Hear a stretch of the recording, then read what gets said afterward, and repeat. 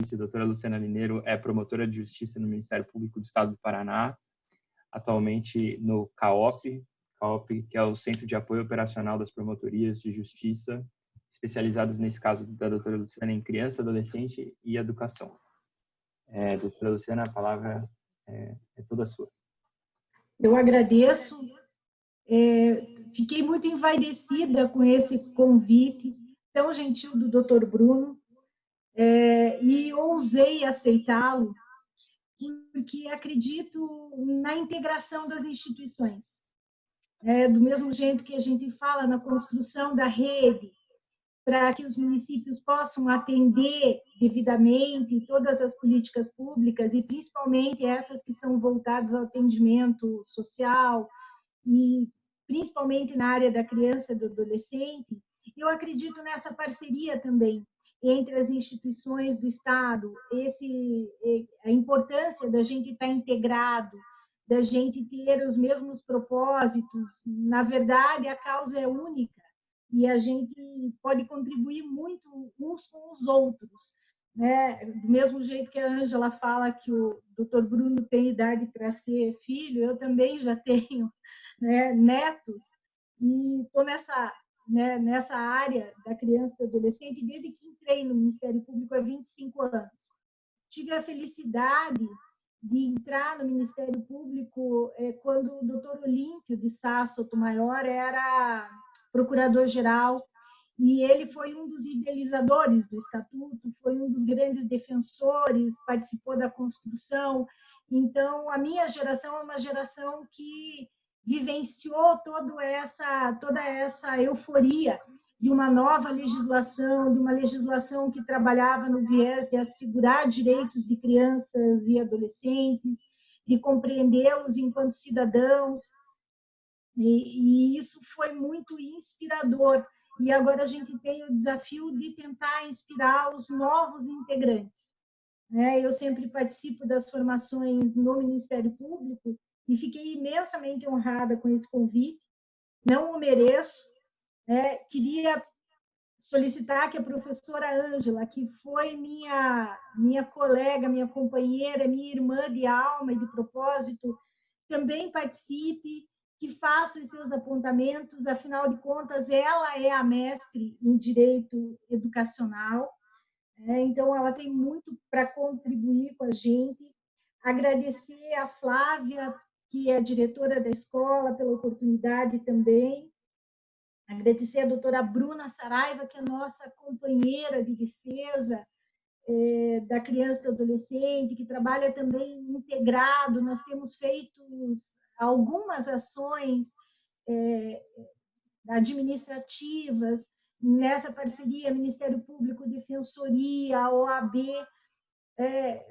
demonstrando como o Paraná é preocupado com essa área, como nós trabalhamos de forma integrada. Isso é extremamente importante. Então, e vou passar aqui para minha fala, depois eu compartilho. Eu imaginei que a gente conseguiria compartilhar a tela aqui, mas eu acho que é só para quem é o anfitrião, né? Eu estou acostumada a mais utilizar o Google Meet, e aí aqui eu tenho um pouco de dificuldade, mas eu vou partilhar depois os slides com todos vocês. Eu fiz uma pequena apresentação também, e a ideia era partir da Constituição Federal como a norteadora aí, principalmente em relação à educação. Os nossos principais princípios, metas estão lá esculpidos, e eu sempre digo que quando a gente tem dúvida na área da infância, nós temos sempre que voltar aos nossos princípios, porque se a gente interpretar com o foco no que os princípios nos trazem, a gente não corre o risco de errar. E eu sempre digo para os promotores que na infância o nosso decátlon ali da área da infância é o artigo 100, parágrafo único do Estatuto, que define os princípios que você deve utilizar na interpretação do Estatuto e na aplicação de qualquer proposta, de qualquer medida na área da infância. Isso também para a educação, né? Quando a gente tem algumas dificuldades na interpretação, algumas dúvidas, essa pandemia ela nos trouxe assim uma visão diferente. Eu acho que para todos tem sido bastante desafiadora, mas ela também trouxe ela baixou as cortinas, né, em relação a algumas mazelas que a gente tinha estruturais na área da educação, que acabaram aparecendo de uma maneira mais clara. Eu acho que nós não tivemos aí questões que decorreram da pandemia, mas nós tivemos situações pré-existentes que estavam um pouco invisibilizadas e que acabaram com a pandemia, a gente conseguindo pôr luz e pôr foco a essas questões e conseguir um olhar diferenciado para isso. Então, eu vou partir aqui da Constituição Federal, do artigo 206, que fala dos princípios informadores da área da educação, e fazendo uma fala aí, trazendo uma reflexão para o atual momento em que a gente está vivendo.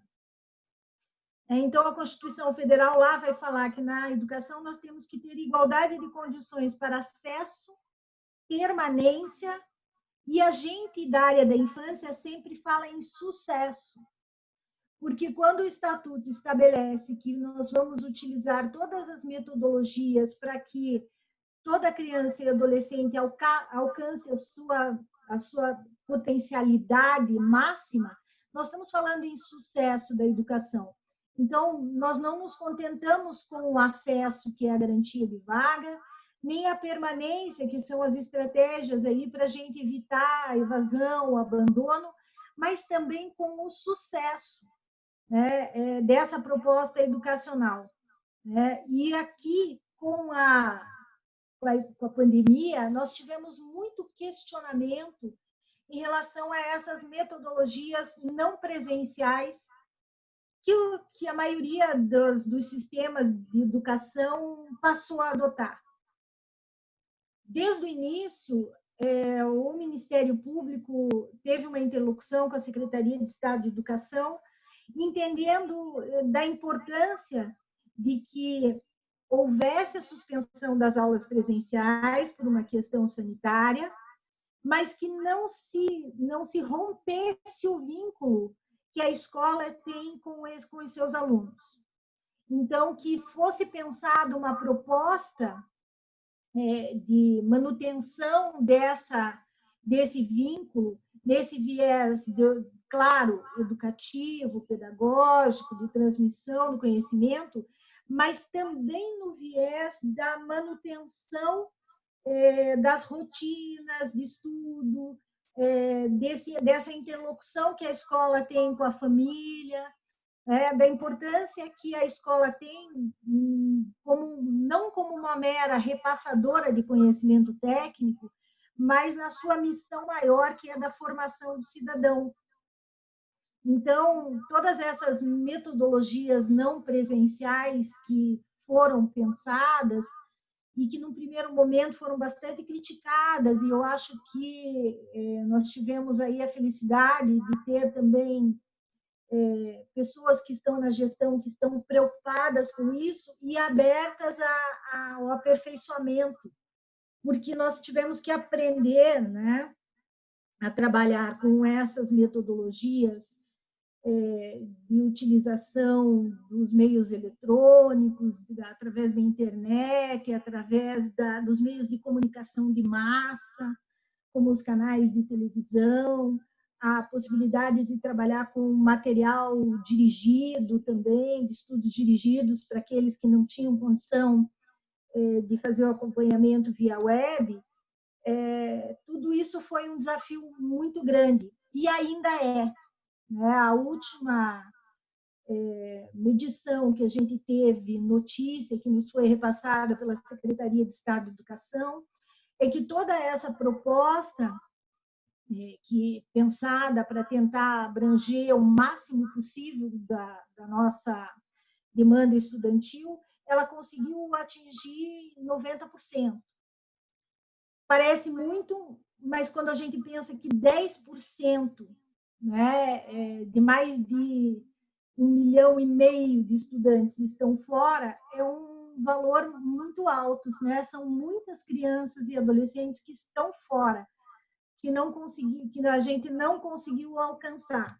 Então, hoje a gente está na discussão de como que a gente pode fazer para trabalhar esse alcance, né? Naquele viés da compreensão de que toda violação de direito ela é um ato de violência, né? E aí a rede de proteção tem que se organizar para esse atendimento, né? Para verificar como que a gente pode superar essa violência que está sendo praticada, que é a falta de acesso à educação.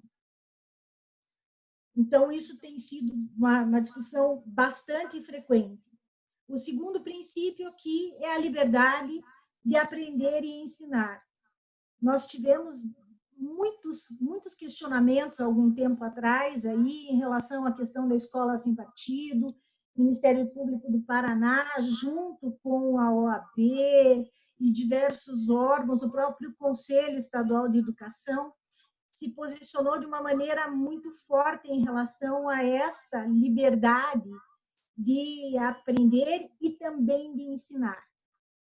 A gente entende que isso é um princípio basilar da educação, que ele não pode ser abandonado aí à guisa de algumas propostas de cerceamento, de censura ou de prévia análise. Depois, nós temos o princípio do pluralismo de ideias e concepções pedagógicas. E foi justamente aqui que a gente pautou a possibilidade dessas novas metodologias não presenciais. A gente, ali, junto, atuando no Ministério Público na área do centro de apoio, a gente sempre teve muita demanda em relação a essa questão das concepções pedagógicas diferenciadas que a gente pode adotar, principalmente quando a gente tem situações, às vezes, de escolas de ilhas, com difícil acesso, às vezes a gente tem escolas rurais em locais de difícil acesso. Então, essas propostas pedagógicas diferenciadas, de alternância, e que visam possibilitar aí o maior acesso possível ao ensino, estão aqui pautadas no texto constitucional. Por isso, a nossa defesa também em relação a essa possibilidade das novas metodologias aí não presenciais para atendimento nesse período de pandemia. A quarta é a gratuidade do ensino público. A gente tem aqui algumas situações que a gente tem visto que, de uma forma subliminar, vêm sendo apresentadas para burlar esse dispositivo. Nós temos visto muita escola pública sendo transformada em escola militar, assegurando vagas pré-determinadas para a área militar, para filhos de militares. Isso acaba ferindo o que a Constituição fala, e também pré-requisitos que impactam nessa questão da gratuidade do ensino, como a questão do uniforme de difícil acesso, alguns materiais aí que compõem a matrícula, que acabam dificultando o acesso da população. Então, isso tem nos preocupado, é uma demanda que nós vamos ter que enfrentar, porque há toda uma concepção aí na militarização de várias escolas públicas. Também aqui o princípio da valorização dos profissionais da educação, com planos de carreira, piso salarial, concurso público para o ingresso na rede pública. É extremamente importante que a gente trabalhe a questão da valorização e capacitação dos profissionais da educação. Se nós queremos uma educação de qualidade, nós não podemos prescindir de que os profissionais dessa área sejam valorizados e capacitados, estimulados, né, a participar dos cursos de capacitação, estimulados ao aprimoramento contínuo. Isso faz parte de toda uma proposta de qualidade na educação que nós precisamos também nos engajar. A gestão democrática na rede pública, né, com a constituição das APMFs, dos grêmios, dos conselhos escolares, isso é extremamente importante. Acho que, como bônus dessa pandemia horrível, nós teremos aqui, eu acredito, um engajamento maior das famílias em relação à questão da educação. Eu acho que as famílias foram obrigadas a vivenciar essa dificuldade, né, de reassumir o papel de orientador educacional dos seus filhos, exclusivo, né, infelizmente, nesse período, mas acho que isso talvez seja um gatilho extremamente importante para o engajamento das famílias nos conselhos escolares e da sua participação na definição dos rumos de cada escola. Essa participação ela é extremamente valiosa e ela não está sendo articulada com todo o potencial que ela pode ter.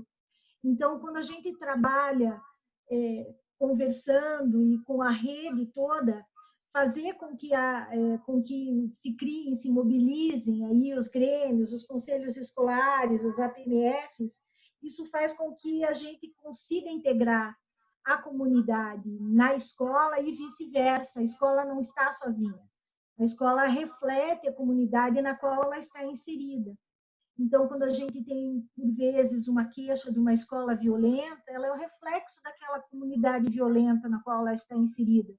E a gente só consegue superar essas situações com a ajuda dessa comunidade realmente. Pois nós temos como princípio também o padrão de qualidade, e agora, mais do que nunca, a necessidade da criação de instrumentos de monitoramento e avaliação dessa nova metodologia proposta, para ver que tipo de alcance e até onde ela conseguiu repassar realmente os seus conteúdos com a qualidade mínima que a gente precisaria ter.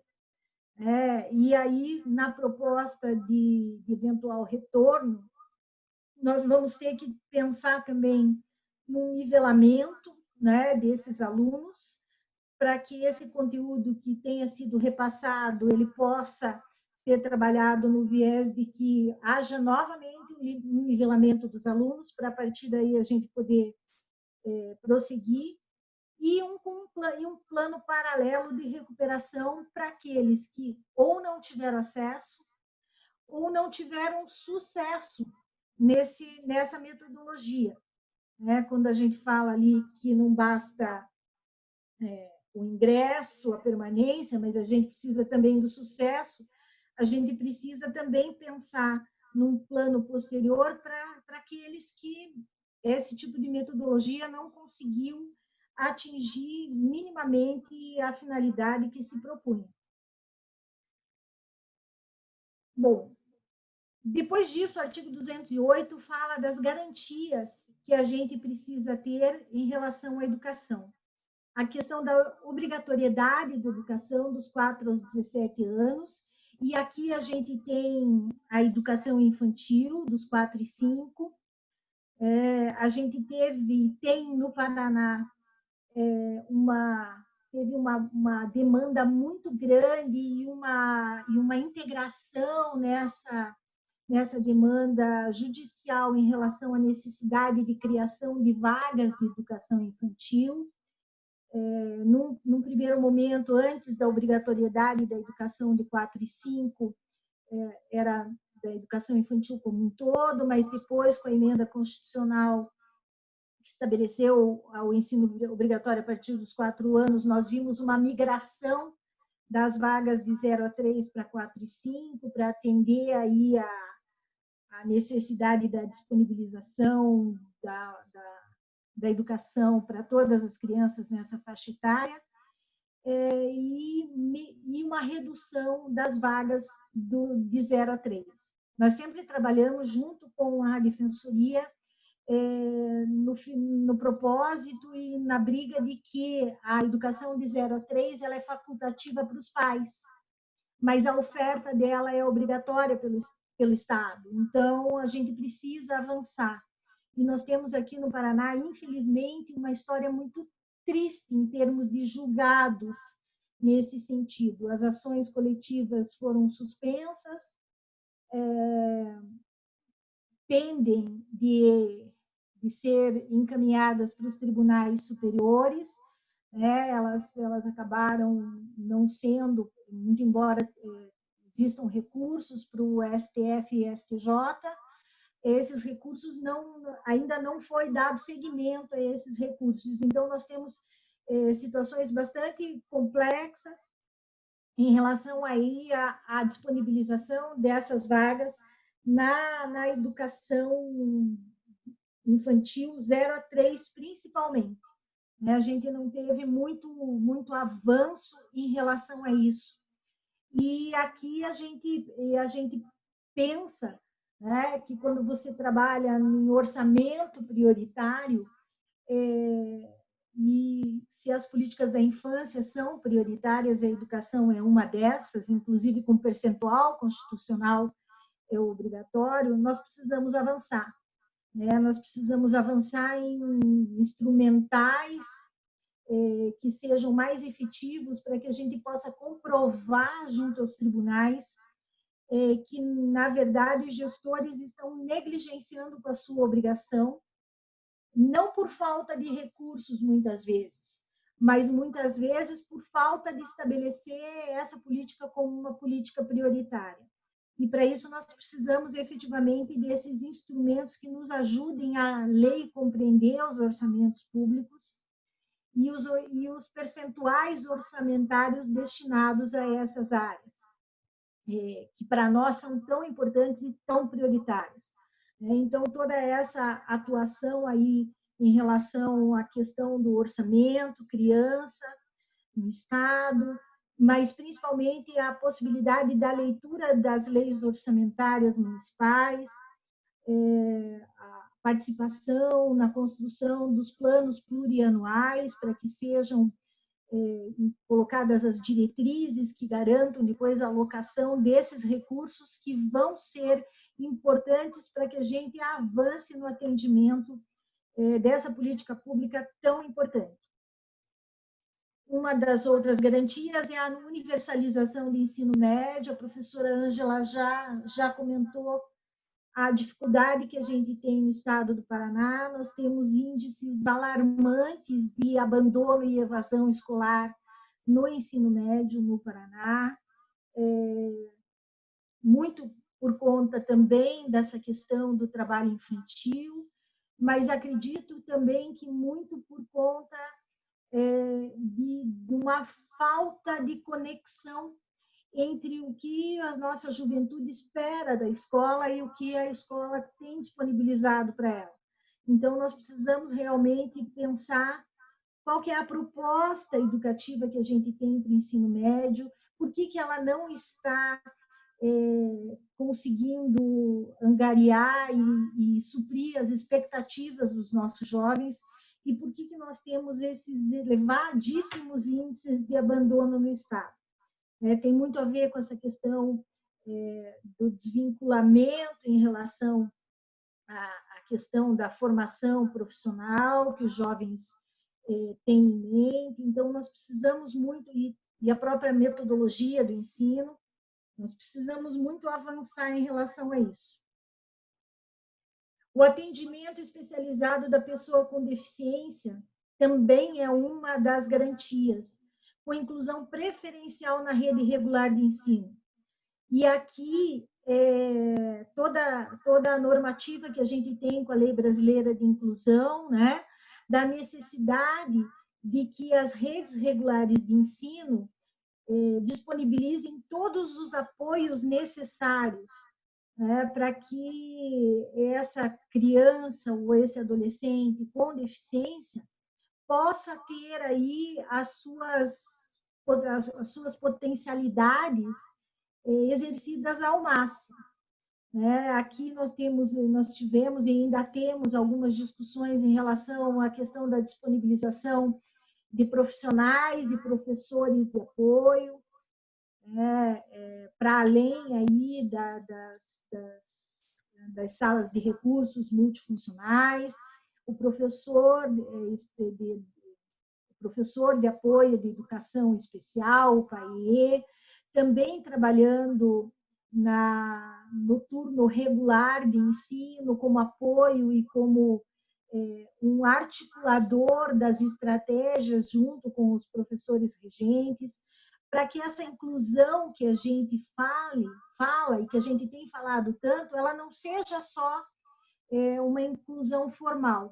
O que a gente viu é que veio a lei, né, houve todo esse esforço para que houvesse essa inclusão na rede regular de ensino, mas houve uma inclusão muito mais formal do que efetiva. E isso acabou implicando num movimento que a gente tem visto hoje de solicitação de retrocesso de crianças e adolescentes que estão no ensino regular para as escolas especializadas. Justamente porque essa inclusão ela foi só no papel, né? Ela foi só ali, eventualmente, nas metodologias de avaliação, na possibilidade da frequência dessas salas de recursos multifuncionais e com uma frequência pequena, baixa, que não assegura o efetivo potencial, o desenvolvimento potencial dessas nossas crianças e adolescentes.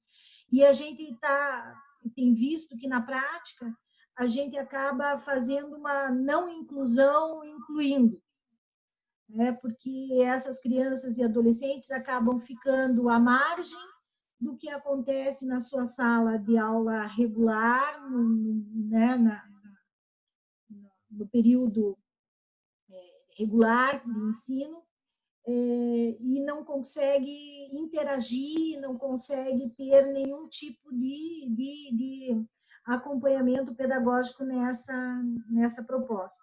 Então, a gente precisa avançar muito em relação a isso também, para que essa inclusão não seja só essa inclusão formal e que não seja só a possibilidade de frequência nessas classes, né, de recursos, mas é que ela seja exercida dentro da própria sala de aula do ensino regular, com todo o apoio necessário para que essa criança e esse adolescente possa fazer essa interação e possa desenvolver todo o seu potencial. Outra dos princípios é garantir a educação infantil, com a creche pré-escola, que a gente já falou, o acesso aos níveis mais elevados de ensino, o ensino noturno regular, né? Isso é uma das garantias constitucionais, mas aqui o Estatuto faz um adendo dizendo que a oferta é obrigatória, mas preferencialmente esse ensino deve ser no turno matutino. E a possibilidade da frequência no ensino noturno deve ser uma escolha da família e do estudante, né? E não uma imposição do gestor, porque nós temos visto muito o contrário, né? A gente tem visto muita exclusão de aluno que começa aqui com uma pressão do diretor e da direção da escola para que esse aluno, que é um aluno que não tem aquele desenvolvimento e aquele rendimento pedagógico esperado, sendo empurrado para o ensino noturno, né? Como uma forma de não incomodar, de não destoar da turma, que são aqueles alunos que têm um pouco mais de dificuldade, ou então os alunos que estão com uma defasagem em idade séria maior, são instados a frequentar esse ensino noturno. que a gente sabe que, pela própria proposta, ele é mais deficitário do ponto de vista de estrutura pedagógica, de acompanhamento que precisa ter. E aqui a gente vai ao inverso do que deveria ser. Para aqueles que mais precisam de apoio, que mais precisariam de uma proposta pedagógica individual, diferenciada, né, com um acompanhamento mais próximo aí dos apoios necessários, né, para que haja aí a recomposição, né, a aceleração desses estudos e a possibilidade de que o avanço seja potencializado, isso se perde quando se empurra essa demanda para o ensino noturno e essa demanda acaba indo para a evasão escolar. A questão do acesso com garantia de material didático, transporte, alimentação e saúde. Aqui, em relação à alimentação, nós tivemos uma das primeiras demandas, e o doutor Bruno foi muito rápido e muito ativo também em relação a isso, com a questão da segurança alimentar. Tão logo a gente teve a pandemia, a gente teve aí a preocupação de que essa alimentação escolar aqui, que estava destinada a ser entregue para as crianças e adolescentes da rede, pudesse ser disponibilizada para as suas famílias durante o período da pandemia, justamente nesse viés da gente garantir essa segurança alimentar e principalmente das famílias de maior vulnerabilidade. Então, foram ações bastante rápidas, bastante eficientes, foram cobranças que foram feitas. Alguns municípios tiveram muita preocupação no repasse dessa alimentação, principalmente porque muitas delas foram adquiridas com os recursos, né, do Fundo Nacional, né, no FNDE, e aí também a gente conseguiu ver que as normativas federais também vieram se adequando, mas nós conseguimos aqui ter uma atuação bastante relevante, que eu acho que agora a gente precisa monitorar para que ela permaneça. Até porque a gente tem visto um empobrecimento muito grande da população por conta da pandemia e a dificuldade econômica. Então, a necessidade que a gente tem de monitorar essa questão aí da segurança alimentar também. São objetivos, né, do Plano Nacional de Educação, eu elenquei alguns objetivos aqui, para que a gente, que são, na verdade, objetivos que acabam norteando a nossa atuação no dia a dia, né? Um deles é a erradicação do analfabetismo, nós ainda temos essa questão, e a gente tem visto muita situação em relação ao analfabetismo funcional. A gente tem visto muito adolescente, ou mesmo as crianças que vão para a segunda etapa do fundamental, já no 6º ano, que, na verdade, não conseguem ler ou não conseguem compreender, fazer a compreensão daquela leitura deficitária que ela tem. Então, a gente tem visto muita questão de difícil solução, porque a segunda etapa do fundamental, que é de atribuição do Estado, nós não temos mais especialistas em alfabetização, nós não temos mais os professores alfabetizadores. E nós temos visto uma demanda muito grande de crianças e pré-adolescentes chegando aí à segunda etapa, que não estão efetivamente alfabetizados. Então, nós precisamos repensar isso, né? A gente está falhando aqui na primeira etapa, onde é que a gente está falhando? E a gente precisa retomar, né? E se a questão é que a gente possa trabalhar no viés aí de todos os apoios necessários, e quando a gente fala, né, que a Lei Brasileira de Inclusão assegura isso para a criança e adolescente com deficiência, eu sempre digo que o Estatuto assegura isso para cada criança e adolescente, né? Quando ela fala que nós vamos garantir o sucesso escolar, nós temos que trabalhar nesse viés de todo o apoio necessário. Eu acho que essa questão da defasagem idade-série que nós temos no Brasil é uma questão seríssima que nós temos que repensar e discutir.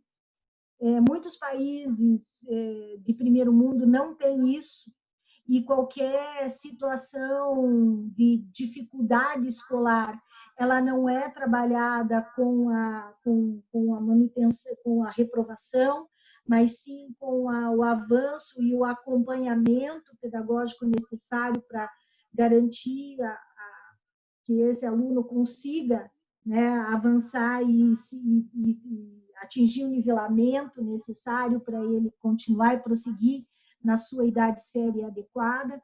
Nós temos muito a trabalhar em relação a isso, aqui também. A universalização escolar.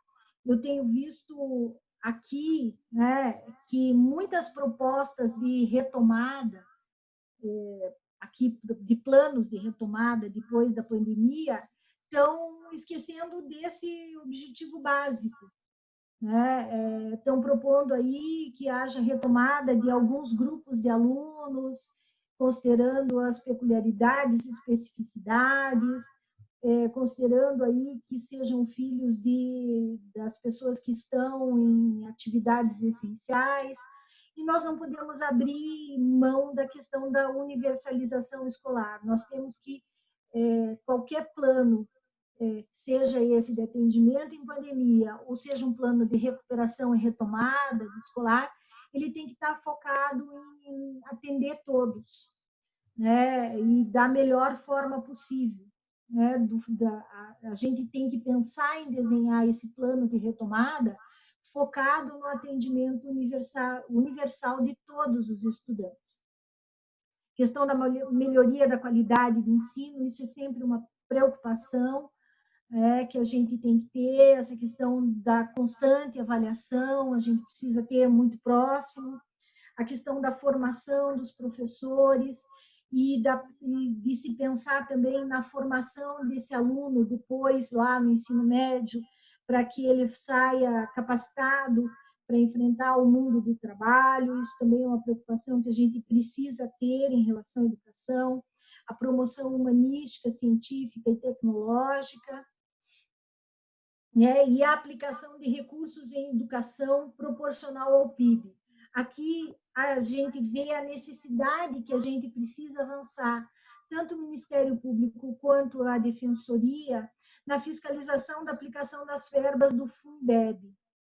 O Estado do Paraná recebe um valor bastante significativo, né, de repasse de Fundeb. E a gente sabe que a área da educação é sempre uma das pastas que mais recursos tem. Então, nós precisamos assegurar que esses recursos sejam efetivamente aplicados com qualidade e com sucesso. Não é possível que o Paraná, que recebe recursos alguma coisa na ordem de 6 bilhões por ano de repasse de Fundeb para o Estado do Paraná. Então, fora o que o Estado aplica também, né, na sua destinação orçamentária. Se nós temos esses índices de reprovação, de desempenho baixo, de evasão e abandono, nós temos que pensar o que é que está acontecendo porque a gente não tenha a qualidade necessária para que a gente mantenha as nossas crianças e adolescentes na educação. A gente tem também aí, durante esse período da pandemia, alguns desafios que a gente não conseguiu superar. A gente foi avançando em algumas coisas, nós conseguimos algumas instruções normativas específicas para a educação no campo, para a educação indígena, a educação quilombola, mas a gente sabe que, na verdade, a gente tem muita dificuldade no asseguramento dessa educação nesse período de pandemia. Mesmo um contato mais básico, a gente entende que a importância dessa interlocução nesse momento é extremamente importante para que a gente não faça uma disruptura, né, entre o aluno e a escola. Então, nós precisamos efetivamente pensar algumas possibilidades para alcançar também, né, esses nossos alunos que têm essa dificuldade a mais pela localidade em que se encontram, pela condição até sanitária. Nós temos algumas aldeias indígenas que efetivamente fecharam, fizeram um isolamento completo, por entender que se colocavam num risco maior, né? Mas talvez pensar alguma outra metodologia para que a gente possa manter minimamente esse contato, esse vínculo e essa união, né, entre a escola e esses alunos. Nós conseguimos assegurar o retorno do funcionamento do ProEduze, que é a modalidade de educação que é repassada dentro dos centros de socioeducação. Eles estão utilizando essa metodologia aí de aulas não presenciais, a parcela do que é produzido pela Secretaria de Estado da Educação, mas também tem utilizado de outras estratégias que têm sido mediadas pelos próprios pedagogos das unidades socioeducativas. Então, nós temos tido bastante retorno com esse tipo de possibilidade de manutenção. Acho que a gente tem avançado bastante, tem verificado que essas mazelas que a gente tinha, que estavam, de uma certa forma, não tão visíveis para a gente, acabam aparecendo. Né? Nós tivemos bastante situação de questionamentos em relação à qualidade das aulas, mas acho que isso era uma situação que existia antes. Né? O mesmo professor que tinha alguma dificuldade, que já não tinha, né, um aprimoramento técnico adequado, ele acaba refletindo isso na aula não presencial, e isso acaba ficando mais evidente. Acho que a gente conseguiu uma visibilidade maior dessas mazelas do sistema educacional, e o que a gente precisa agora é de engajamento, né, para que a gente possa superá-las nesse momento e depois, quando a gente tratar do retorno às aulas. Basicamente é isso, gente. Acho que eu falei até muito mais do que deveria. Fico à disposição. Queria dizer para a professora Ângela que eu amo ela de paixão e morro de saudades, porque ela é minha pedagoga preferida e a minha amiga do coração. É muito bom estar aqui partilhando um pouco com ela esse momento. E com todos vocês, claro. Obrigado, doutora Luciana. Para a gente, a senhora começou a falar falando que não merecia o convite, jamais. Para a gente é uma honra. Obrigado de novo por ter aceitado o convite. Até me emociona falar com as duas no mesmo encontro. Melhor do que essas duas falas maravilhosas por web, só se fosse presencial mesmo. Aí a gente podia esticar, tomar um café e conversar por mais tempo. Quando eu convidei as duas e todas as outras pessoas que vão fazer parte dos nossos encontros, eu coloquei como premissa que eu queria pessoas inteligentes, com falas inteligentes, e o meu objetivo era cativar os defensores do terceiro concurso. Espero que eu consiga ao final. Acho que não poderia ter começado de maneira melhor. Essa fala da professora Ângela sobre o ECA, sobre as infâncias, especialmente sobre as infâncias no Paraná, né, que são muito diferentes a depender do lugar que a gente está. E essa fala da doutora Luciana sobre educação foram sensacionais. Quem já teve a oportunidade de discutir direito ou de ouvir a doutora Luciana falar sobre direito nas reuniões do conselho, tem sempre essa experiência de que vai vir alguém que vai jogar luz sobre a questão, vai jogar os princípios e vai conseguir encaminhar ali, se não a resposta adequada, pelo menos 2 ou 3 boas respostas para o conselho poder deliberar depois. E, enfim, muito obrigado, doutora Luciana. Não achei que fosse aprender tanto com as duas, por já conhecer as duas, já ter oportunidade de ouvir em outras oportunidades, mas foi sensacional, foi demais. Obrigadão mesmo. E tomara que seja a primeira de muitas outras oportunidades que tanto a doutora Luciana quanto a doutora Ângela venham falar na defensoria e quem sabe no futuro seja presencialmente também. Né? Não, e do doutor Bruno também falar no Ministério Público. Essa parceria é muito rica, muito importante. Sim, vai ser uma honra. Agradecer a Flávia também. Flávia, obrigado. A gente enfrentou umas dificuldades no começo, técnicas, mas agradecer a Sara também, da ADEPAR, foram resolvidas. Parece que uma parte da primeira palestra foi gravada também em vídeo, depois a gente vai ver a qualidade, senão a gente também seria muito interessante poder gravar de novo. Quem quiser fazer pergunta, pode fazer pelo chat, fazer um bate-bola bem rápido aqui. Se não tiver pergunta, eu faço 1 ou 2 provocações para os palestrantes, para a gente poder pensar. Eu acho interessante pensar nesse momento final sobre o ECA, esses 30 anos, é sempre essas datas comemorativas que estão chegando, né, tanto em julho quanto em outubro, são sempre oportunidades de fazer uma reflexão sobre o que passou e também, quem sabe, lançar umas balizas para o que a gente quer viver daqui para frente com a legislação. Né? E tanto Ângela quanto Luciana são super gabaritadas para falar sobre o assunto. Não sabia, inclusive, que a doutora Luciana tinha passado no concurso, ingressado no MP, na época do ECA e na época da condução do doutor Olímpio. Né? Que legal. Aqui, o Cauê fez uma pergunta. Teve uma outra consideração também de uma usuária que ela está denominada como Elis Mantaguchi. Sobre essa questão do ensino remoto, que muitas... Eu vou fazer a provocação direcionada para uma palestrante, mas se a Ângela quiser fazer um comentário também, ou a doutora Luciana, quando quiser para a Ângela, tudo bem. O ensino remoto não está chegando a todos e todos, em muitos municípios. Um exemplo aqui que é trazido é o município de Curitiba, e que os municípios, o poder público, em tese, estaria faltando em alguns movimentos para tentar alcançar todos os estudantes de fora.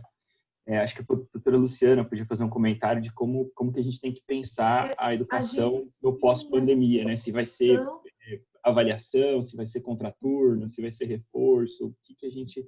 E é um problema que está passando pela cabeça de todo mundo. Exatamente. A gente tem essa preocupação, até porque, primeiro, que a gente sabe da importância, né, dessa manutenção de vínculo, né, e do contato. E por mais que talvez a gente não tenha exatamente o desempenho acadêmico que a gente teria do ponto de vista presencial, e não vai ter mesmo, não é a mesma condição de eficiência, essa manutenção, pelo menos, do hábito de estudar, de pesquisar, de se debruçar e de ter esse vínculo, esse contato com a escola, é muito importante.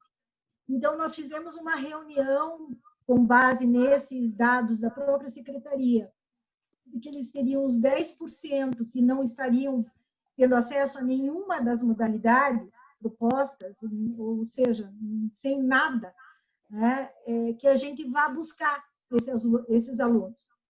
A gente fez uma interlocução com o Conselho Tutelar, e aí, na mesma proposta de trabalhar a questão da evasão escolar, da escola esgotar todos os meios que ela tem de acessar esse estudante, de acessar essa família, verificar o que está acontecendo, quais são as dificuldades para tentar superar. Se não conseguir, trabalhar em parceria com a rede de proteção, para ver se a rede tem essa interlocução, tem alguma notícia. E se nada disso surtir efeito, fazer a comunicação para o Conselho Tutelar verificar o que está acontecendo. O viés não é o viés punitivo, essa não é a preocupação.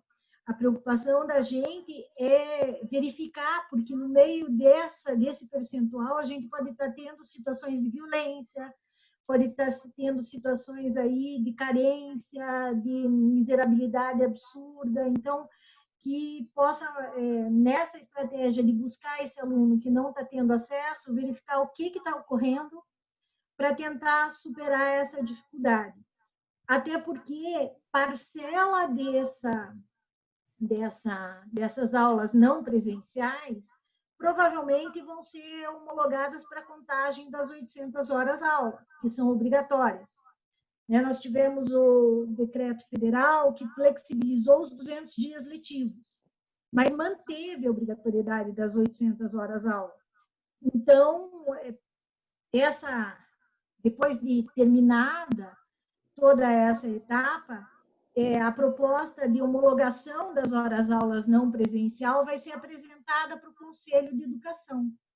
No caso do Estado, para o Conselho Estadual e dos municípios que têm sistema próprio, para os seus conselhos municipais de educação. Mas no Paraná nós temos só 19 municípios que têm sistema próprio. Os demais seguem o sistema estadual. Então, toda essa proposta, tudo que foi feito, vai ser levado para avaliação do Conselho Estadual de Educação, que vai homologar ou não, e na integralidade ou parcialmente. Então, nós temos uma preocupação muito grande de que a gente não tenha perda para o aluno, né? Além do que esse aluno que não está acessando absolutamente nada pode estar numa situação de maior vulnerabilidade, de risco, que precise do atendimento e da atenção da rede. Então, nós fizemos essa reunião, a Associação de Conselheiros Tutelares participou, e fizemos esse alinhamento no sentido que as escolas esgotem todas as possibilidades, trabalhem com as redes de proteção, e se mesmo assim não conseguirem aí a adesão, comuniquem o Conselho Tutelar. Doutora Ângela, quer fazer algum comentário? Porque eu já tenho uma outra provocação aqui para Então, eu entendo que essa desigualdade tecnológica revelada pela pandemia, ela revela, né, uma parte dessa faceta das desigualdades econômicas e sociais, e que se agravam nesse período. Nós temos no campo da infância um debate polarizado, de fato, né? De um lado, parte da infância extremamente mergulhada nas redes sociais, inclusive de maneira prejudicial, excessivamente expostas, né? Sem nenhuma forma de proteção ou mediação do adulto às tecnologias, isso inclusive com prejuízo para o desenvolvimento da linguagem, para o desenvolvimento, né, de outras percepções, de outras habilidades que são muito importantes, especialmente na primeira infância.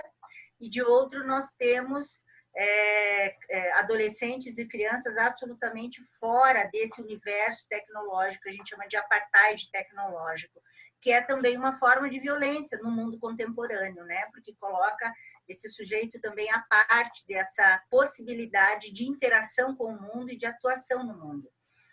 Acho que esse modelo da educação remota, ele é um modelo, né, uma perspectiva que pode ser incorporado em propostas e projetos progressistas de educação. Eu não vejo o uso da tecnologia como mal em si. O que a gente precisa é recolocar a relação com a criança e com a tecnologia nesse contexto, né? Para que eles saiam de uma posição de espectadores digitais e possam se colocar numa posição de protagonistas digitais, de produtores de cultura digital, de pesquisadores dessa cultura e de né, pessoas que atuam nesse campo também, expressando suas opiniões, sua visão de mundo e usando esses espaços como espaço de comunicação com o mundo e de resgate da própria infância, né, do lugar da infância. Então, acho que isso pode ser um grande aprendizado para os adultos nessa relação de uso, porque a expectativa é que as crianças fiquem passivas diante da televisão, diante da internet, eu acho que a gente tem a oportunidade de criar uma nova cultura de participação digital que vai muito além. E penso que os governos precisam se preocupar de que forma a gente vai criar esse campo protetivo, né? de um lado, de não abandonar as crianças aos cuidados digitais, a terceiros nesse mundo digital, mas de outro também de oportunizar a todas as crianças e adolescentes o acesso a esse mundo que ainda é de uma pequena parcela, não é de todos. E penso que esse é o nosso campo de luta, né? São aí novas condições de inserção nesse mundo contemporâneo que a gente precisa avançar. Inclusive com aporte de recursos públicos. Hoje, né? Na verdade, a gente vê que é essencial. Exatamente. Também em relação a essa questão da escola, eu ouvi um professor, acho que foi da USP, falando de uma proposta interessante, que eu acho que a gente poderia pensar e amadurecer. A LDB, ela já fala da possibilidade de pensarmos em tempos cíclicos, e não em calendário anual, pensarmos em ciclos de aprendizagem. Talvez fosse o momento de nós estudarmos um pouco essa possibilidade, né? De, claro, fazer essa busca para dar todos os esforços para que todas as crianças acessem esse processo educativo, pedagógico, mas não nos preocuparmos nesse momento com reprovação ou aprovação, né? Porque a gente sabe que os processos de aprendizagem estão se dando de um modo muito diverso, né? Nessas condições todas aí que são tão diferentes. E que a gente pudesse pensar um ciclo de aprendizagem, então, 2019, 2020, 2021, e nesse tempo a gente pudesse reconfigurar os currículos naquilo que de fato é possível, é essencial, é significativo dentro dessa perspectiva, sem lidarmos ainda com todas as angústias da vida, da morte, da doença, da solidão, do luto, né, desse distanciamento acho que da crise dos afetos, né, da crise da solidão, ainda temos que lidar com a questão do vai aprovar ou vai reprovar. Eu acho que a gente pode... A última instrução normativa do MEC, ela orienta isso, né? Na possibilidade de você pensar essa recomposição curricular. Isso, e dos ciclos de aprendizagem, né? Até 2022. Olha que beleza. Né? Mas o que isso preocupa também são os anos finais, né? Como que ficam os que estão nos anos finais, que vão fazer aí Enem, vestibular? Então, acho que tem que ter um pouco de preocupação com eles também. Mas eu acho que nesse caso você tem um universo muito específico, né? De não tratar a totalidade dos estudantes, né, da mesma forma. Então, talvez também pensar essas singularidades, né, a partir desses momentos e tempos pedagógicos. Se a gente trabalha de maneira massiva, a gente perde essa perspectiva, né, de em que momento do processo de escolarização essa pessoa, esse sujeito está. Eu acho que é mais ou menos isso. Eu acho que o grande desafio é estender esse acesso aos recursos tecnológicos como parte de direitos de cidadania e esses direitos contemporâneos, né, que de certa forma, de maneira dialética, a pandemia nos trouxe como uma imposição do ponto de vista de políticas e das gestões no âmbito municipal, estadual e federal. E mais, né, de que não é um debate apenas do Conselho dos Direitos da Criança. É um debate interconselhos, porque nós temos aqui, por exemplo, o desafio da educação remota para crianças com deficiência, né? O desafio da educação remota para crianças e adolescentes indígenas, onde há toda uma questão cultural em relação ao território, né, e respeito a tradições e autoridade do cacique, que ali naquele momento toma as decisões. Então, enfim, eu acho que dialeticamente a gente tem muito para aprender nesse momento. Obrigado pelo comentário de ambas. Uma usuária identificada aqui como Simone, ela falou que a preocupação dela é a mesma da preocupação anterior, que a região que ela trabalha, mais de 50% dos estudantes não estão assistindo às aulas remotas. Depois a Elis também parabeniza as duas pela fala, e que é isso, esse é o caminho, que as crianças são os estudantes que devem ser protagonistas, mas infelizmente agora são espectadores, inclusive nós professores, imagino que ele seja professora, e a usuária Gleida também elogia a doutora Ângela em relação a essas considerações sobre a criança e o adolescente e o contexto que vivem, que devem ser pensados na hora de tomar essas decisões. Queria fazer só uma pontuação aqui de três itens, bem rápido. A medida provisória que veio do Executivo, ela é muito simples em relação a esse tema. Medida provisória 934, ela traz só essa não obrigatoriedade, como a doutora Luciana falou, dos 200 dias letivos, mas mantém a obrigatoriedade expressamente das 800 horas. Essa medida provisória tem uma relatoria já designada no Congresso, está na Câmara dos Deputados, da deputada federal Luísa Canziani, deputada federal aqui pelo Paraná, deputada federal mais nova da Câmara, já tem 22 ou 23 anos, algo assim. Essa medida provisória já tem mais de 220 textos substitutivos, ou seja, vai vir alguma coisa bastante diferente do que veio do Executivo, e espero que o Congresso Nacional, me parece que a própria relatoria, esteja bastante aberta para receber esse influxo grande de sugestões, de alterações, de substitutivos, etc. Estava lendo um texto esses dias também de uma professora da faculdade, a professora Nina Ranieri, especialista em educação. Ela falava do que a gente não pode fazer como já fizemos no Brasil em 1930. E agora eu abri de novo o texto. E em 1930 o Brasil passava por uma revolução e bagunçou bastante também o calendário escolar. A revolução acaba com a assunção do governo provisório do Getúlio Vargas, em 3 de novembro, e dia 14 de novembro tem um decreto que ele passa todo mundo de ano. Então, assim, todos os secundaristas e ensino superior, todo mundo passa de ano. Estava até lendo aqui que a chefia do governo provisório da República dos Estados Unidos do Brasil decreta, e ele aprova todo mundo.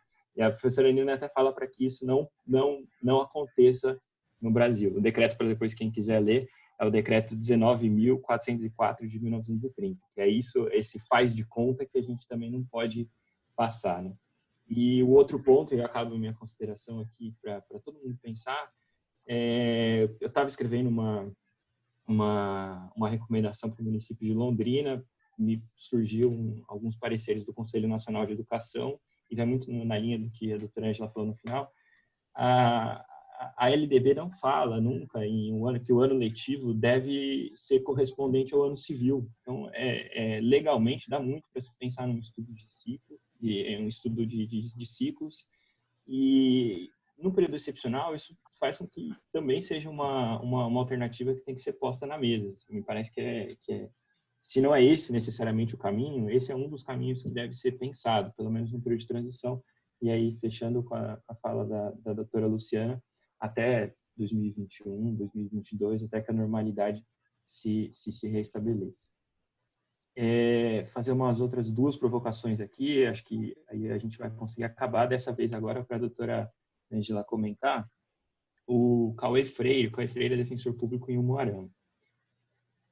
Queria saber a opinião das debatedoras sobre a diminuição da maioridade penal. Infelizmente, um tema latente no Congresso Nacional. Acho que é uma pergunta bem ampla, assim, é interessante até que a gente coloque essa pergunta na nossa abertura do nosso curso.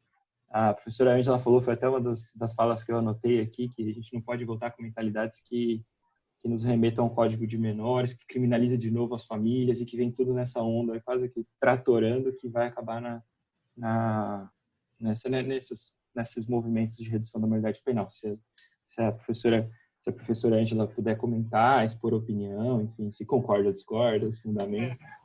Bom, eu, assim, aprendendo com a doutora Luciana, doutor Murilo, doutor Olímpio, nessa pauta sempre me vem esse argumento, né?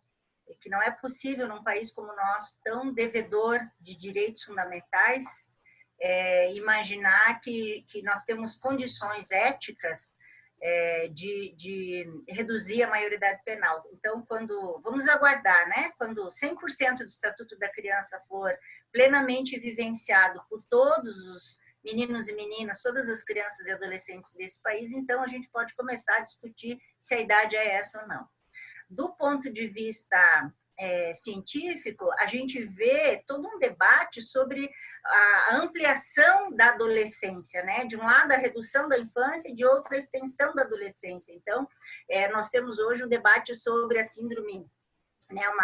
Uma condição até meio lúdica, né? A síndrome de Peter Pan, de jovens que estendem a adolescência para mais os 30 anos, né? Que continuam meninos e meninas sendo considerados meninos e meninas. E para parte da população, especialmente negra e pobre, né? Então, a gente vê a redução da maioridade penal como uma solução de segurança pública, entre aspas, e de reeducação.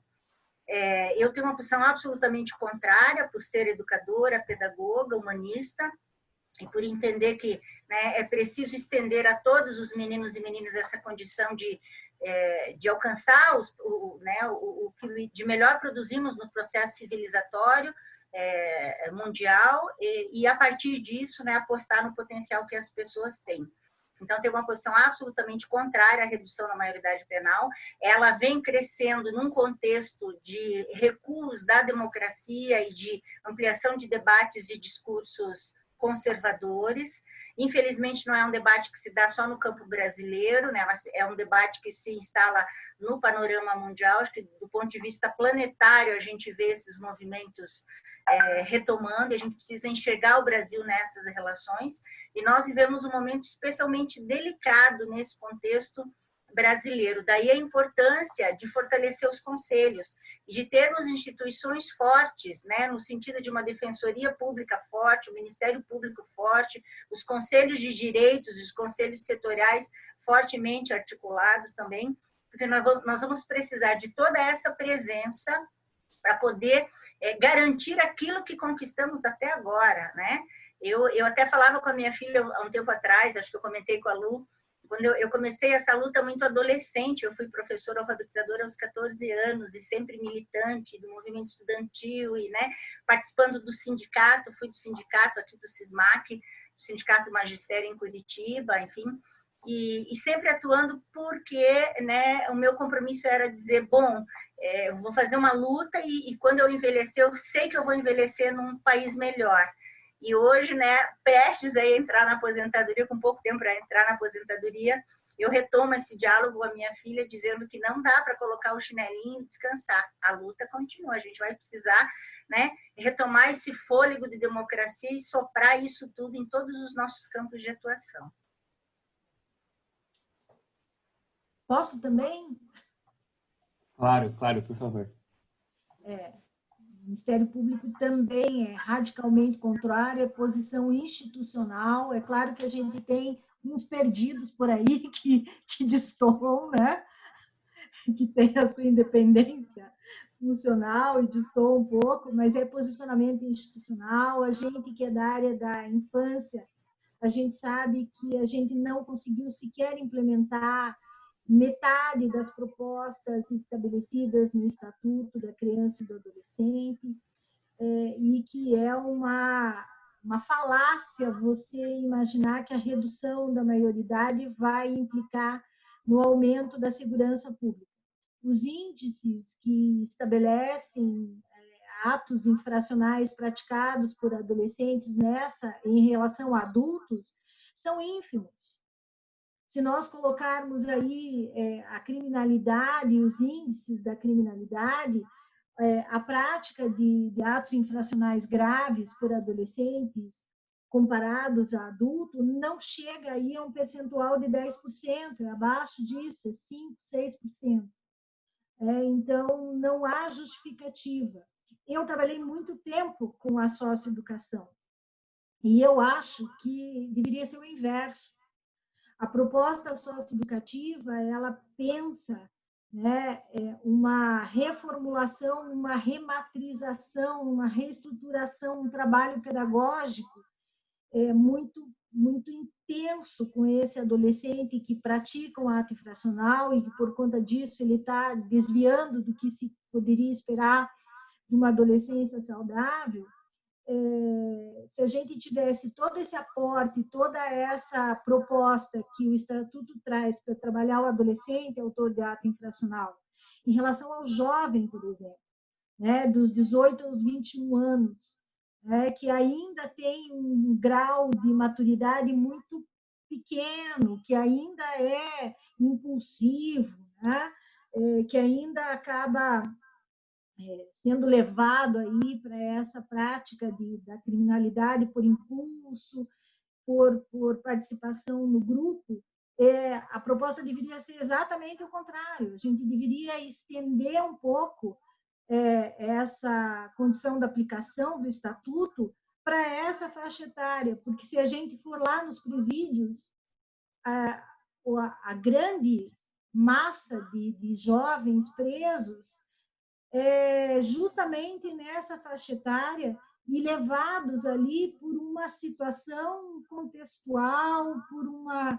questão que poderia ser pensada e resolvida de uma outra maneira. O Estatuto ele é muito feliz quando ele trata do adolescente em conflito com a lei, porque ele estabelece um trabalho focado nessa reestruturação pedagógica e familiar.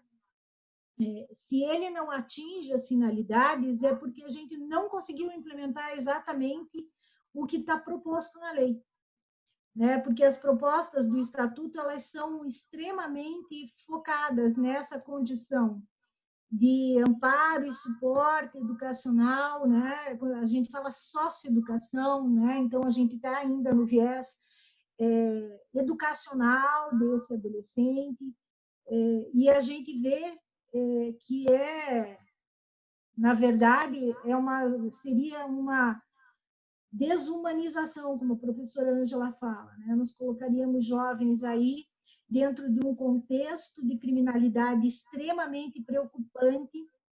Nós temos aí os setores de inteligência, tanto do Ministério Público quanto das polícias, mapeando hoje o sistema penitenciário,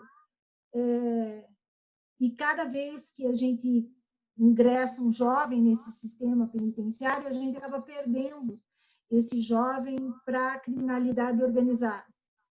Na verdade, o nosso sistema penitenciário virou um grande angariador dessa população como massa de manobra dessa criminalidade efetivamente organizada. E ele é extremamente cruel, né?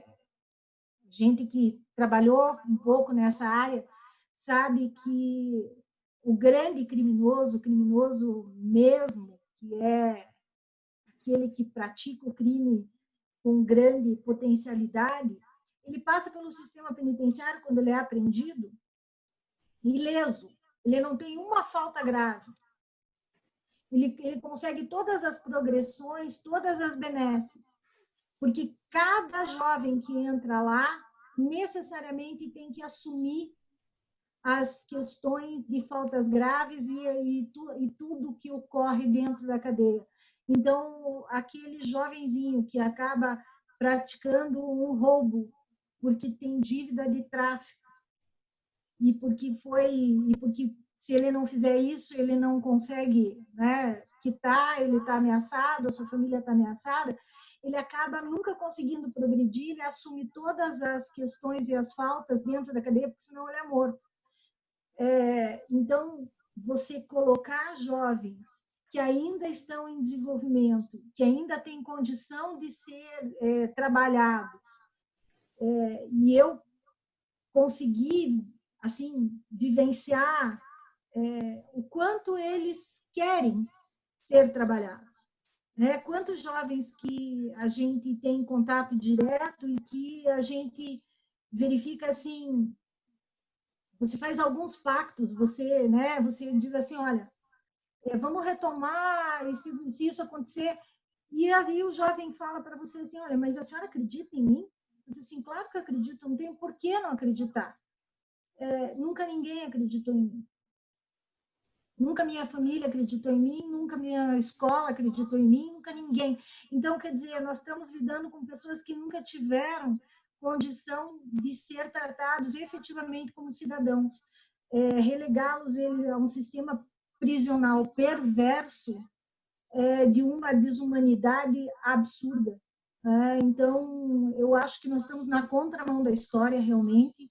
A gente deveria estar pensando em poder ampliar esse período, porque realmente a gente tem essa questão aí cientificamente comprovada da demora no amadurecimento do jovem, ao invés de pensar na redução da maioridade penal, que, do ponto de vista estatístico, é muito pequena a potencialidade lesiva dessa população. para justificar aí essa modificação que em nada vai contribuir para que a gente possa ter mais segurança. Só para complementar essa fala da Lu, que eu acho extraordinária, né, fantástica, nós já vivemos na história da política para a infância brasileira a redução da maioridade penal, Bruno. Pouco antes do Código de Menores, teve um período em que foi reduzido de 18 para 16 anos. E foi revisitado isso. Lá no século passado foi revisitado porque viu-se que não deu certo. Então, se as pessoas enxergarem um pouquinho o nosso percurso, o que foi bom, o que não deu certo, eles vão enxergar que esse caminho já foi adotado pelo modelo brasileiro e ele foi convertido novamente para 18 anos. Né? Então, as pessoas acham que estão trazendo algo extremamente inovador. Isso já foi feito no Brasil e teve repercussões terríveis, né? Não teve a resposta que se esperava, não se diminuiu a violência em razão disso. Né? As questões da produção e reprodução de violência, elas passam por outros fatores, né? Por diversos fatores, e essa não é uma solução mágica, isso é resposta mágica para quem né, coloca na criança e no adolescente uma condição que não depende exclusivamente dele. E quando a gente coloca no sujeito isso como isso sendo uma escolha, ser violento ou não, cometer ato infracional ou não, sem olhar essa condição estrutural e conjuntural de onde, como vivem essas pessoas, a gente vai para um campo de análise ética extremamente perigoso, né? Então, o Brasil já adotou esse modelo da redução, já deu errado no século retrasado e a gente ainda fica insistindo nesse modelo. Isso é péssimo. Sim, sim. Bom, perfeitas as colocações, vários elogios aqui nos comentários, destacar o elogio da Ive Carla, companheira de SEDECA também. Para vocês aceitarem os meus próximos convites, eu vou fazer a minha última pergunta, eu vou direcionar a doutora Luciana, a gente faz os comentários finais, depois eu queria caminhar para o encerramento. Pode ser? A pergunta do Dr. Leonardo Silveira, defensor público também recém-ingresso na carreira, defensor público agora já em Maringá, passou por Cornélio Procópio. Eu vou direcionar essa pergunta para a doutora Luciana, porque teve até presente na apresentação. Qual é o papel, uma provocação até, qual é o papel dos atores do sistema de justiça perante a crescente militarização das escolas que ocorre atualmente? A doutora Luciana chegou a falar um pouco sobre isso quando falava de gratuidade, de universalização do ensino, e me parece assustador, mas tem estados que quase que adotam como a nova matriz de política pública educacional, acho que o estado de Goiás, por exemplo, de ampliação de ensino com base em militarização das escolas ou em militarização das escolas mesmo, das escolas que já existem. Se a doutora Luciana puder fazer um comentário sobre o papel nosso, né, dos atores do sistema de justiça, Ministério Público, Defensoria, Poder Judiciário, depois também a doutora Ângela, se quiser, e a gente encaminha para o final. Eu vejo com grande preocupação isso, porque nós temos um programa federal de incentivo a essa criação de escolas militares e nós temos uma proposta estadual também de transformação de escolas públicas em escolas militares. Me preocupa muito a proposta do ponto de vista pedagógico, ela é extremamente preocupante porque ela foge do viés educacional, ela traz uma série de condicionantes, de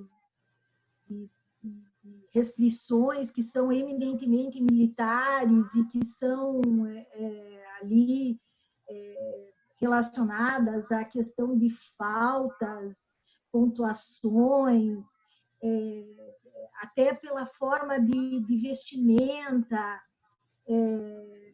asseio, ou seja, você vai trazer para essa população, que já é uma população com tanta dificuldade, tão vulnerável, que se ela chegar lá sem cortar a unha ou com o tênis sujo, ela despontua e se ela completar uma pontuação lá, ela tá afastada da escola.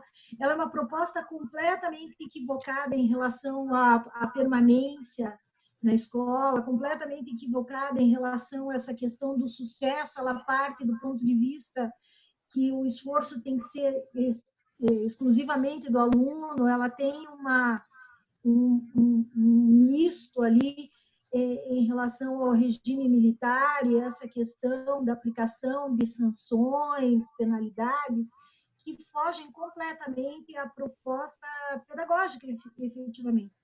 Além da questão da reserva de vagas, que é absurda.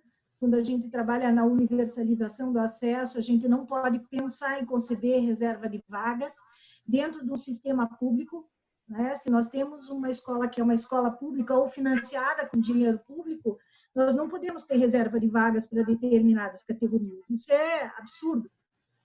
E nós temos necessariamente que atuar. Nós temos orientado os promotores que tomem aí as devidas providências, que instaurem os procedimentos, cobrem e que entrem com as ações cabíveis em relação ao equívoco da proposta pedagógica, em relação a essa questão da reserva de vagas, em relação a essa taxa que tem que ser paga aí para o uniforme, que é uma taxa absurda, né, que inviabiliza a possibilidade de muitas crianças e adolescentes ao acesso, ou seja, a gente vê com extrema preocupação, porque vem mascarada num discurso de qualidade de ensino, que às vezes é canto da sereia, né? Vem para tentar aí angariar a simpatia de muitas pessoas que tem essa preocupação com a questão da qualidade do ensino público, mas ela é uma proposta extremamente equivocada, né? E que fere os princípios básicos lá da Constituição Federal, em relação ao acesso, em relação à questão da manutenção, em relação a essa questão do regimento interno extremamente rígido, a possibilidade da aplicação de sanções incompatíveis com o que o nosso sistema determina, e inclusive de transferência compulsória, que é a expulsão, né, travestida de um nome mais bonitinho. Então, a gente precisa efetivamente atuar. A gente sabe que já tem várias ações em curso, em vários estados. Aqui também a gente sabe que tem vários procedimentos já instaurados, vários inquéritos civis instaurados em diversas promotorias e provavelmente vão redundar em ações civis públicas. Obrigado, doutora Luciana. Não sei se a Ângela quer fazer algum comentário. Eu até queria não fazer, mas eu não consigo. É um tema que mexe muito comigo, então me desculpe, queridos, eu sei que já passou do horário, mas eu vou manifestar aqui, porque eu acho que existem momentos que são especiais. Nesse momento, esse debate sobre o modelo militar, ele tem um sentido conceitual e filosófico muito importante, né? Eu pessoalmente discordo, não acolho, né, esse modelo militar para crianças e adolescentes, especialmente, por várias razões. A primeira, porque eu entendo que o modelo militar que prega dentro da sua estrutura, né, a obediência, a disciplina, acima de tudo, e o não questionamento das hierarquias, ele podem ser pressupostos lá no sistema militar, lá dentro das instituições militares. Mas para a formação de pessoas, para crianças e adolescentes em desenvolvimento, é preciso que eles exercitem o diálogo, que eles exercitem a dúvida, que eles perguntem, questionem por que sim, por que não, porque é a partir desse movimento do contradito, né, e desse espaço de existência na relação com o adulto que vão se constituindo as próprias subjetividades da criança e do adolescente. E se a gente nega esse exercício no âmbito da escola, especialmente porque os pressupostos teórico-pedagógicos do modelo militar de escola estão baseados na hierarquia, na obediência, né, eles destoam dessas possibilidades. Eu também vejo e tenho acompanhado alguns modelos de escolas ditas como bem-sucedidas no mundo ou de boas práticas, e elas vão exatamente na contramão de modelos militares. né? Nós já temos escolas que não se fala mais em grade curricular, porque você não pode colocar o conhecimento dentro das grades, o conhecimento precisa ser acessado de maneira mais fluida. Nós não usamos mais um modelo de máquinas e de engrenagens. Quando falamos de aprendizagem em rede, nós falamos em conexões. No modelo militar, as filas, por exemplo, e o lugar que você ocupa é um lugar pré-determinado, as carteiras são enfileiradas, há controle do corpo, há controle da fala, há controle do tempo, de uma maneira que destoa muito dessas novas concepções de aprendizagem que estão em debate no mundo todo, né? Onde não existem mais séries, onde não existem mais grades curriculares, onde as disciplinas e o conhecimento são trabalhados de uma outra forma. Então, eu fico perguntando, por que no Brasil a gente volta a esse modelo? Por que esse modelo ecoa tanto junto à sociedade de uma maneira geral? Por que pais gostam ou aceitam esse modelo como um modelo que bem educa seus filhos, né? E aí eu vou buscar um pouco do debate do professor Gelson Oliveira, que fala da crise dos P's, a crise das autoridades. E ele fala que essa crise das autoridades, das instituições que constroem essas autoridades, ela tem mais de 3 séculos, né? E por que crise dos P's? Porque todas essas autoridades começam com P, né? Ele fala da crise do patrão. O modelo de produção do trabalho não está mais baseado na relação patrão-empregado. Nós temos aqui a uberização da vida, né? Novas formas de organização do trabalho, onde você nem sabe mais quem é teu patrão. Nós vivemos aqui a crise do Papa, do padre e do pastor, né? As instituições religiosas que eram autoridades e que diziam o mundo estão em crise. Eu sou católica e, né, vivi a experiência aqui, né, nessa minha existência, de um Papa vivo dar espaço para outro Papa vivo, né? Isso quebrou um dogma da Igreja Católica imenso, né? Porque novos papas só assumiam quando o outro morria. A Igreja teve que se reinventar. Nós vivemos aqui a crise do pai, né? A crise da família, aquela ideia do modelo patriarcal onde o pai dizia a verdade, o pai tinha a única e absoluta palavra, está em crise. Nós temos diferentes modelos familiares e onde esse contexto do lugar do pai ocupa um outro lugar nessa relação de cuidado, que não da palavra absoluta. E ele fala, então, dessas 5 autoridades, né? O pai fala da crise do Estado, né? O prefeito, o presidente, a figura dos grandes líderes está em crise. Tudo isso está em crise, todas as autoridades estão em crise. E quando tudo falha, quando tudo dá errado, quem a gente chama? A polícia, que também é com letra P. Então, esse modelo militar, ele é um pouco essa resposta, ou essa falsa resposta a uma crise de autoridades, a crise das instituições que tem mais de 300 anos. E que não vai se resolver colocando, né, militares, profissionais militares dentro das escolas para educar crianças. Eu acho que a gente precisa debater a educação da polícia, e não a polícia na educação. Eu acho que precisa reverter a base aí e a base desse debate. A gente precisa construir novas formas de dialogar com essas autoridades.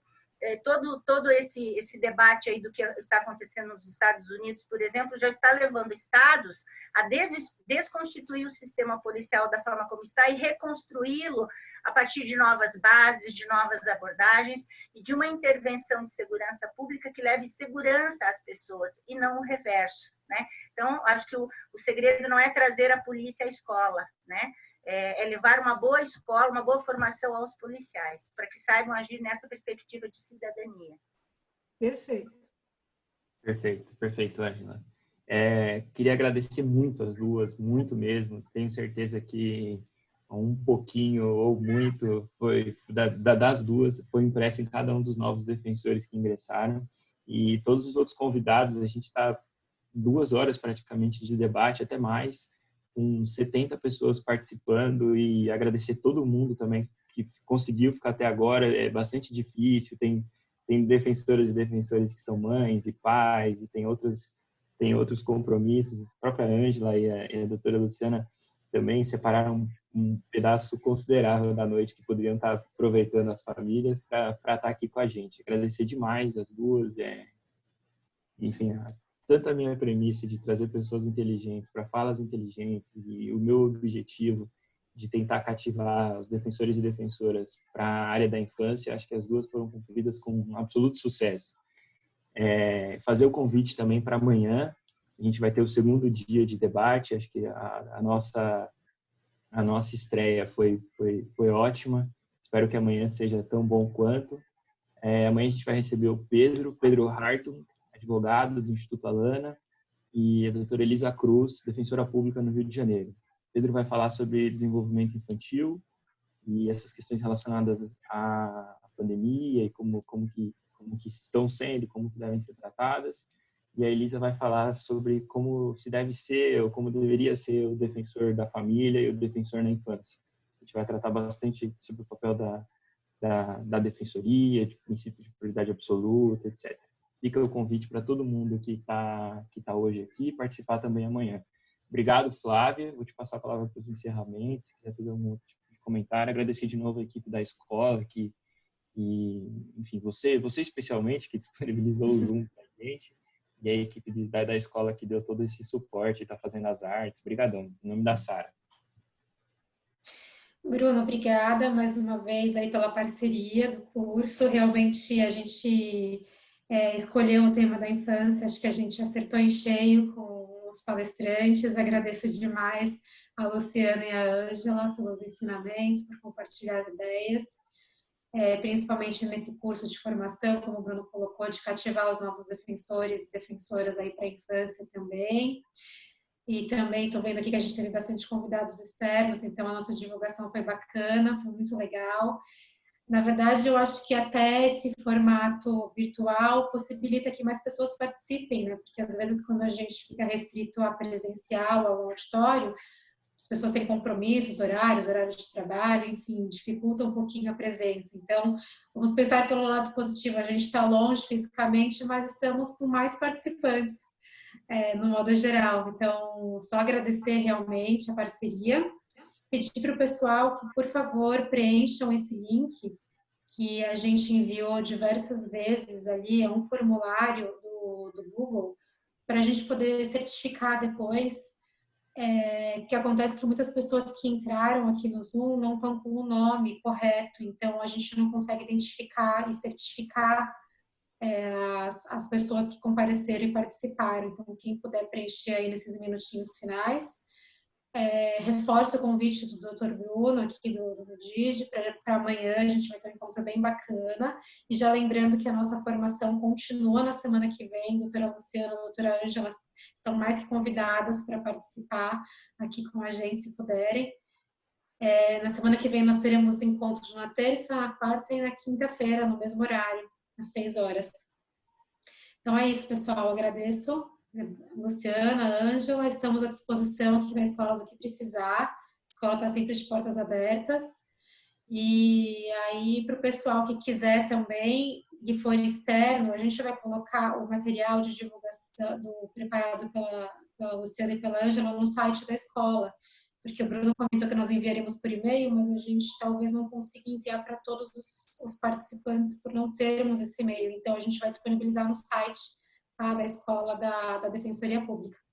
Se me permitirem, né, doutora Luciana, doutora Ângela, aí para ficar o público aberto. Tá certo? Ok, claro. Agradeço, então, e encerro aqui o nosso encontro. Obrigada, foi ótimo, pessoal. Obrigada. Beijo, até a próxima. Beijo. Tchau, obrigado de novo. Tchau, tchau. Tchau. Tchau. Tchau, obrigada.